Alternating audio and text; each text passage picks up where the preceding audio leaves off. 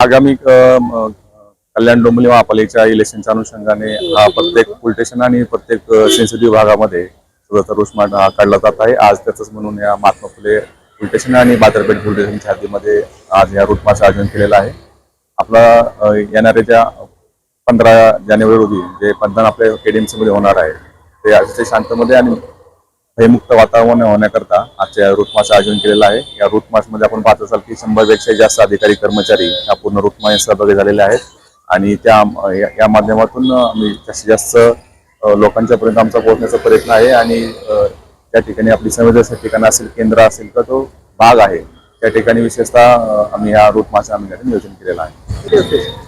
आज या ठिकाणी पूर्णपणे 100 पेक्षा जास्त कर्मचारी, 105 कर्मचारी आणि 25 ऑफिसर या पूर्ण रूट मार्च मध्ये आहेत। त्याच्यामध्ये SRPFचा पण प्लॅटून सहभागी झालेला आहे। महात्मा फुले, बाजारपेठ, त्यानंतर खडकपाडा या पोलीस स्टेशनचे सिनियर PI आणि ACP यांच्या समक्ष आपला रूट मार्च सुरू आहे।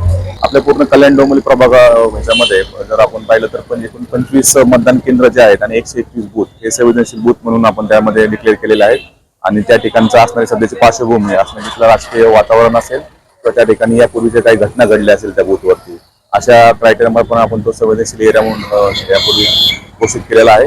त्या अनुषंगानेच एक निवडणूक आयोगाच्या गाईडनुसार आपण त्या ठिकाणी अतिरिक्त बंद सुद्धा ठेवणार आहोत आणि अशाच प्रकारचे रूट मार्च हे पूर्ण कल्याण डोंबिवली परिसरामध्ये आम्ही काढणार आहोत। या माध्यमातून नागरिकांना याचं आव्हान राहील की 15 जानेवारीमध्ये लोकांनी जास्त संख्येने बाहेर पडावं आणि KDMC मध्ये निवडणूक अनुषंगाने मतदान करावं।